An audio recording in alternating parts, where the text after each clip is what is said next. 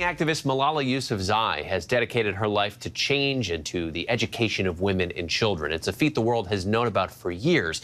And now the youngest ever recipient of the Nobel Peace Prize has turned her sights to movie making and production as a way to tell impactful stories to wider audiences. One of her latest projects is serving as the executive producer for the now Oscar-nominated short documentary film Stranger at the Gate. It's the story of an Indiana mosque and a man who had plans to bomb their community. Our Linsey Davis spoke with Malala one-on-one to talk about that documentary, her future plans for filmmaking, and how humanity and forgiveness can make all the difference.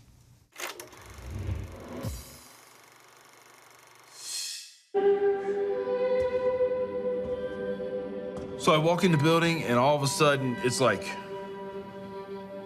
I felt my stomach tighten up, chest tighten up. I tried to keep my senses about me. I got very anxious. I didn't trust him. I considered myself somebody as a future news story on Al Jazeera. By the end of the night, I figured they would have me in the basement with a sword to my throat. What drew you to Stranger at the Gate? When I first saw Stranger at the Gate, I was moved and inspired by the story. And I have become an executive producer of the documentary. And I have entered this world of production. And I believe that through storytelling, we can connect people, we can inspire people. And there was no better opportunity than Stranger at the Gate for me to support, and because this has the message of the shared humanity that the world needs right now, and it's about the values of forgiveness, compassion, and kindness, and I connect with that, and I think it's important for us to spread that message. He sits at my feet. He hugged my leg. This guy doesn't know me. Hugged my leg. That was pretty heavy. I comforted him. I gave him the attention. I think that's the basic memory that I have. Not only just with Mac, I would do this with any guest. You talk about forgiveness, compassion, and kindness. Obviously, their main character here had intended to bomb a mosque. Then at the end, he decides he's going to actually convert. What would you hope that the audience takes away? This documentary for me is not limited to the story of a Muslim community. This applies to any place where we have created divisions, we have created hatred against different sects, groups, gender, and it reminds us that it is important that we connect with each other. We see the commonalities among us, and we see that in Max and Bibi's story. They went through a whole journey, and Bibi was willing to share her love, and Mac was actually willing to change. That is so important, the willingness to have an open heart and to change.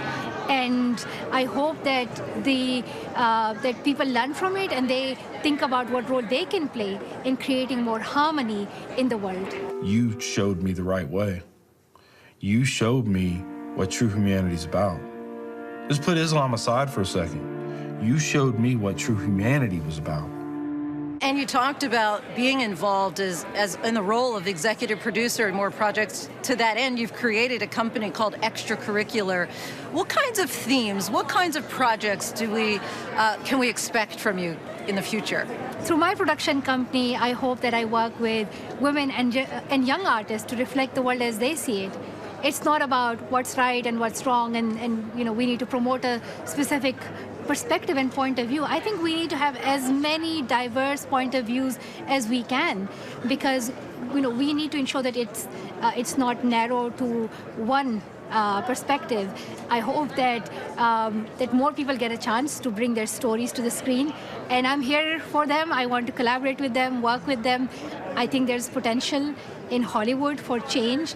I am so proud that I'm here as a 25-year-old Pakistani producer, and I hope that many more like me get a chance to be here and to share their talent, their skills, and their creativity with the world. Of course, you were just 17 years old when you won the Nobel Peace Prize, the youngest ever. How do you feel now that working in Hollywood and with movies and documentaries, how can that help to further propel your message? At the center of my activism for girls' education had been storytelling. I began with my own story, and I have been sharing the stories of girls around the world. Media has played such a critical role in my activism from the start, whether that was through blogging or doing documentaries. And I believe that I can take a step further in that. So this is still connected to all the work that I do, and I hope that through production, through producing comedies, animation, documentaries, movies, TV shows, I would be able to share more with the world from the perspective of women, young artists, and bring more stories that entertain everybody, that connect everybody. You're only 25. Beyond movies, do you have thoughts, or are you focused entirely in that space right now, or do you have grander plans for the future? I am busy in a lot of things. I do campaign for girls' education. I have entered the production world as well, and I write. I speak out for women who do not have the attention right now that they need, especially women in Afghanistan. Girls have been denied their right to education. Women cannot go to work. So it's time for leaders to hear their voices. And through the production world, I hope I can bring attention to these deeper issues that often we do not talk about. So it's all part of work. It's all around storytelling. Favorite movie or a movie in your life that has made a very significant impact on you? I absolutely enjoyed Everything Everywhere All at Once. Mrs. Wang. Mrs. Wang. Mrs. Wang, are you with us? I am paying attention. I think it deserves all the credit and the appreciation. What's happening? And the other movie which I am deeply inspired by is Joyland. That was the first Pakistani movie to be shortlisted for Oscars, and it is produced by a Pakistani director, writer, and it talks about the power of love, connection, and also the tension that we face in our family when we live in a patriarchy. It's not just the women who are affected, but it's the men too that are harmed and damaged by patriarchy. So that's such a powerful story. I really enjoyed that. I enjoy watching any TV shows. Okay. All right, Malala, thank you so much for your time. All the best. Thank you so much. We're going to be rooting for Stranger at the Gate.